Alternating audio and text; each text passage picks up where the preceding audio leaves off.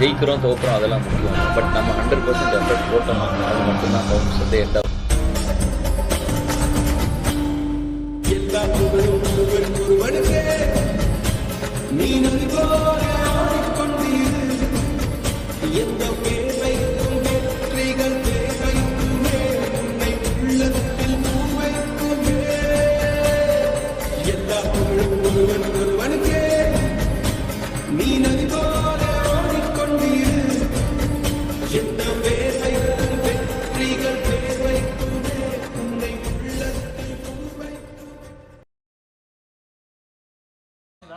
Uniform போடுற job கிடச்சிதா இதோட வேற என்ன புரியுது நீ என்ன சொல்கிறேன்.